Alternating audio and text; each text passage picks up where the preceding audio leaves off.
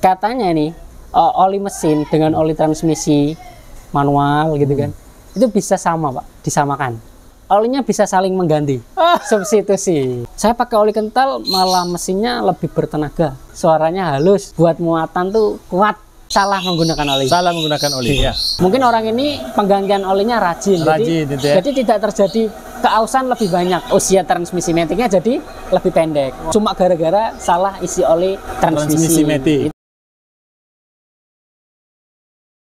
Assalamualaikum warahmatullahi wabarakatuh, Sobat Apedia. Selamat siang. Tidak lama lagi kita akan berbuka puasa, meskipun masih hitungan jam ya. Di daerah Yogyakarta kita berbuka puasa jam 17.50 ya, 17.50. Nah, masih berkesempatan untuk Sobat Apedia yang akan mudik, mempersiapkan kendaraan, datang ke AHA Motor untuk bisa servis keluhan-keluhannya sebelum keberangkatan ke kampung halaman ya. Dan kalau untuk mobil-mobil yang di luar merek Nissan, bisa ke GK Auto. Nanti ada Mas Elin dan Mas Mahfud di sana yang akan membantu kendaraan Anda di luar dari Nissan dan Datsun. Baik, kita akan lanjutkan video-video yang bermanfaat untuk kita semua dan akan kita bahas lagi hal-hal baru bersama Mas Wawan. Assalamualaikum warahmatullahi wabarakatuh, Mas Wawan. Waalaikumsalam warahmatullahi wabarakatuh, Pak Topik dan Sobat Apedia. Alhamdulillah. Udah mau buka katanya, Pak? Ntar masih jauh. Masih jauh. Asar aja belum sampai. Baik, Mas Wawan. Oke. Kita akan terus membuat konten yang berhubungan dengan kesiapan pengendara untuk mudik ya. Oke. Tapi kita sifatnya lebih umum ya. Untuk kendaraan apapun bisa berlaku ya. Siap. Nah, tapi kita akan masuk ranahnya ke masalah oli nih. Salah penggunaan oli. Itu memungkinkan nggak sih salah penggunaan oli? Sangat mungkin. Oke. Ayo kita bahas. Sangat mungkin. Oli itu salah digunakan. Bukan. Salah menggunakan oli. Salah menggunakan oli ya. Peluang terjadinya salah menggunakan oli itu karena biasanya edukasi yang kurang, Pak. Nah, biasanya penggantian oli ini kan unik. Orang-orang tuh suka membuat teori yang menurut saya mengada-ada, Pak. Katanya nih, oli mesin dengan oli transmisi manual gitu kan, itu bisa sama Pak, disamakan. Olinya sama? Olinya bisa saling mengganti, substitusi. Iya, jadi ada konsumen juga yang menanyakan ke saya ya, lewat ini nomor pribadi saya, terus dia bertanya nih, Mas, saya tuh habis ganti oli transmisi manual, tapi di situ olinya kosong, oli manual itu, ya kan? Kan itu SAE-nya dia kan kalau oli manual SAE 80 sampai 90 ya. Iya. Nah, itu diganti oli Castrol buat oli mesin. SAE-nya 40. 10W40. Itu kan rentangnya jauh banget bedanya, Pak. Terlalu encer ya? Iya, katanya kekentalannya kedua oli ini sama gitu, Pak. Itu kan teori dari mana gitu. Itu kan pemahaman yang nggak tepat. Tapi konsumen ini sudah punya feeling nih, ini kayaknya nih salah nih, karena transmisinya itu saat dipindahkan tuh katanya keras. Ceklak gitu, lebih keras suaranya. Itu efeknya tuh? Iya, dia bilang seperti itu kan, karena dia merasa kok ada perbedaan, makanya dia bertanya gitu. Nah, setelah itu kan saya kasih tahu nih, ini sebenarnya ada kekeliruan Pak gitu, karena sepengetahuan saya yang teori tersebut kurang tepat gitu kan. Jadi kesalahan oli itu bisa terjadi karena minimnya edukasi itu tadi. Nah, itu terus bisa juga karena kelalaian. Kelalaian sama biasanya tidak tahu spesifikasi oli. Katakanlah oli mesin itu juga, kan tadi oli mesin dan transmisi aja bisa salah gitu Pak. Apalagi dengan oli mesin dengan sesama oli mesin. Terus apa oli transmisi manual dengan oli transmisi manual, atau oli transmisi matic dengan transmisi matic. Itu bisa salah karena spesifikasinya setiap oli itu memang beda-beda setiap mobil. Kayak gitu Pak. Untuk yang bagian mesin ini katakanlah. Baik, kalau kita ambil contoh yang pertama untuk oli mesin. Di mana bentuk kesalahan dalam penggunaan? Kalau oli mesin tuh biasanya kesalahannya ada di kekentalan oli. Kekentalan oli itu biasanya suka disalahpahami ya. Kadang ada mobil LCGC dikasih oli kental. Waduh. Iya. Jadi dari pengakuan konsumen ini, saya pakai oli kental malah mesinnya lebih bertenaga. Suaranya halus, buat muatan tuh kuat. gitu Pak. Wah. Padahal oli apa namanya mobil LCGC itu diciptakan untuk mengejar efisiensi ya. Efisiensi ya. Makanya ada oli khusus oli LCGC dan itu biasanya SAE-nya SAE rendah Pak. Jadi oli encer Pak. Kalau diperhatikan oli LCGC itu bisa 5W20. Iya. 0W20. 020 ya. Iya. Itu setahu saya seperti itu karena untuk mengejar efisiensi. Pertama, mobil LCGC itu ringan, Pak. Bebannya itu ringan. Iya. Terus mesinnya itu memang didesain presisi, jadi bisa menggunakan oli yang lebih encer. Itu tujuannya untuk menghemat bahan bakar itu tadi, tapi bertenaga, kayak gitu, Pak. Jadi ketika menggunakan oli yang lebih kental itu kayak, mesin lu tuh udah bikinan yang bisa pakai efisiensi, iya. Gitu. Tapi kenapa pakai yang itu, gitu? Padahal oli yang lebih kental itu justru untuk meredam bunyi, terus biasanya membuat tarikan mesin menjadi berat. Bukan malah enteng. Bukan malah enteng, karena kita kayak kalau kita mengaduk itu tadi kan oli yang encer sama yang kental itu rasanya beda, lebih tenaga berat yang dikeluarkan beda ya. Iya, rasa mengaduknya itu beda. Pernah kok ada itu simulasi oli yang apa itu Pak? Ada 4 jenis kekentalan oli, itu kan terus ada Gotter ya itu yang Canon-nya itu kan ada di masing-masing itu, terus dibalik. Nanti ada di cuplikan video, mungkin Pak Taufik bisa memasukkan tuh. Oke.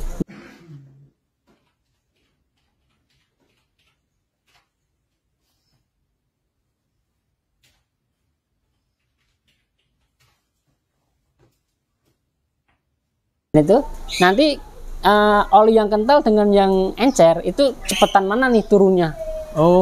Jadi yang oli kental itu lambat, kelerengnya tuh masih di atas lambat, sedangkan oli yang encer sudah turun duluan. Itu kan suhu di Indonesia ya, suhu normal di Indonesia.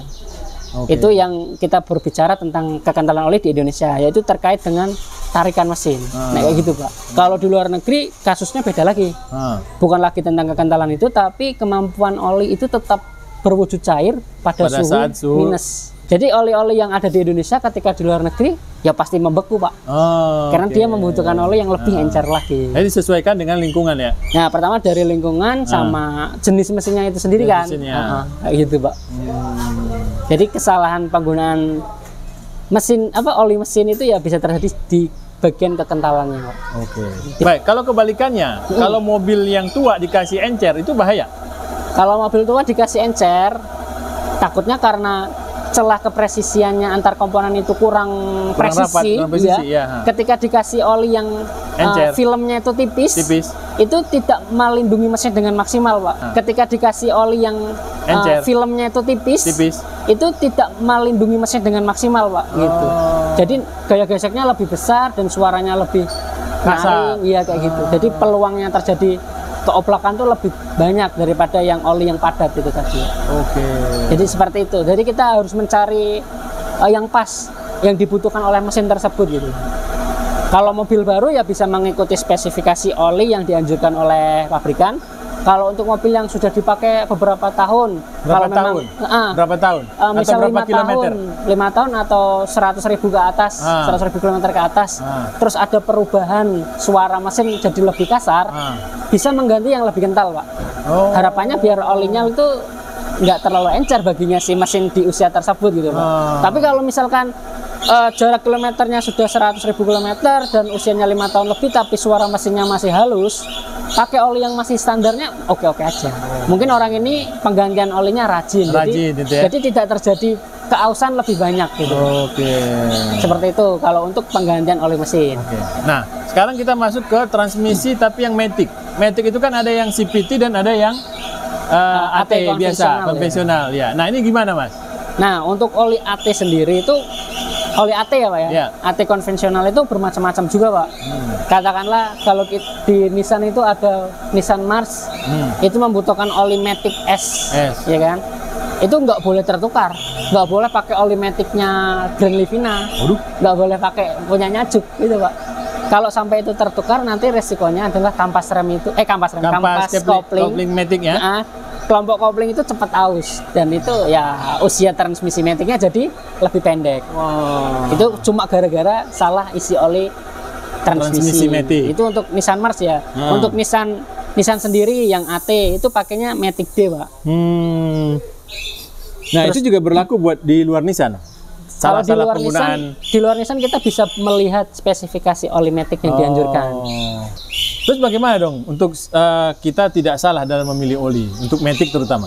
Untuk matic ya kita bisa melihat buku pedoman servis juga. Oke. Buku pedoman servis itu cara yang paling mudah dilakukan oleh konsumen kalau masih ada buku pedoman. Kalau tidak ya bisa datang ke dealer untuk menanyakan oli yang digunakan tuh oli jenis apa. Oke. Bisa beli di sana atau datang ke bengkel spesialis. Oh. Kalau di sini kan ada spesialis Nissan ya, kalau ini itu kan tahu sendiri manpowernya memang orang-orang Nissan yang keluar gitu kan. Itu kan pengetahuannya ya pasti melingkupi itu semua gitu, di Nissan. Nah, kalau untuk CVT bagaimana? Spesifikasi oli CVT itu macam-macam, Pak. Ada yang NS2, terus ada lagi yang bermacam-macam lah. Ada namanya, penyebutannya itu macam-macam. Nah, itu kan bisa saling NS2 setara dengan oli yang ini gitu. Nanti ada tuh ketika kita beli oli, katakanlah kita beli Idemitsu ya, Pak ya. Idemitsu kan itu OM-nya Nissan. Oli Nissan NGO-nya Nissan, oli CVT-nya itu yang memproduksi adalah Idemitsu ya. Nah, itu di situ ada spesifikasi. Kalau yang genuine Nissan ya, untuk CVT itu NS2 dan NS3, Pak. Nah, Idemitsu juga mengeluarkan produk nih, Pak. Pasar bebas, umum. Produk umum, dia jual sendiri dengan spesifikasi sendiri. Ada yang NS2, ada yang NS3 itu tadi. Nah, itu ada lagi yang tingkatan lebih lagi. Jadi memang spesifikasi olinya itu berbeda-beda. Nah, kita bisa lihat tuh tabelnya. Kalau yang setahu saya NS2 itu hanya untuk digunakan pada mobil X-Trail. X-Trail, Nissan X-Trail yang lama ya, Pak ya? Yang lama. Yang CVT yang lama yang kayak 31. Tahun berapa ya, Pak? 2008-an ya. Nah, itu, Pak. Nah, yang sekarang ini sudah NS3, Pak. Bahkan untuk mobil yang yang dulunya pakai NS2 diganti ini sekarang NS3, nggak boleh pakai NS2. Dan itu nggak boleh kebalik juga itu? Nggak boleh tukar-tukar tuh? Itu berkaitan dengan ini, Pak, level kualitasnya, Pak. Kalau yang baru-baru ini NS3 semua. Kayak Nissan L11, Grand Livina itu, Juke, X-Trail T32, semuanya udah pakai NS3. Dan Idemitsu pun mengeluarkan oli NS3 dengan kode tersendiri, Pak. Bukan Idemitsu yang biasa ada Idemitsu CVTF, bukan. Tapi ada kodenya N3. Itu ketika dibuka spesifikasinya ya memang setara dengan NS3 atau sejenisnya. Bahkan ada tulisannya ini formula khusus untuk mobil Nissan, Infiniti gitu, disebutin tuh merek-mereknya apa, Honda atau apa, nanti ada semua tuh. Jadi catatan yang bisa kita ambil adalah berhati-hatilah dalam mengganti oli. Ya, kalau tidak tahu silahkan pergi ke bengkel yang memang proper dan kompeten di bidangnya. Agar tidak terjadi hal yang yang dirugikan. Tidak diinginkan ya. Yang tidak diinginkan. Jadi harus lebih hati-hati ya. Iya, lebih hati-hati aja. Kalau bisa ya, Pak Taufik pernah bahas perlukah oli cadangan gitu ya? Iya. Pernah, iya. Iya. Apakah perlu kita harus bawa oli cadangan setiap perjalanan jauh ya? Iya. Ya itu perlu kan, Pak? Betul ya. Perlu ya, Pak? Perlu. Iya, karena kalau terjadi apa-apa kita kebingungan nyari toko oli yang terpercaya, kita punya oli yang sudah dibeli di toko yang terpercaya. Minimal 1 liter ya? Iya, benar. Untuk bisa menambah atau apa. Untuk sementara perjalanan gitulah. Baik, terima kasih Mas Wawan. Informasi yang diberikan bermanfaat untuk kita semua seputar pemakaian oli yang tidak boleh salah penggunaan. Iya, Pak. Mungkin efeknya tidak langsung, ada yang langsung, ada yang jangka panjang ya. Iya, hati-hati dengan saya pakai itu aman-aman aja mobil saya, hati-hati. Baik, itu hati-hati. Oke, terima kasih Sobat Abadiah dan Pak Taufik. Selamat beraktivitas. Assalamualaikum warahmatullahi wabarakatuh. Waalaikumsalam warahmatullahi wabarakatuh.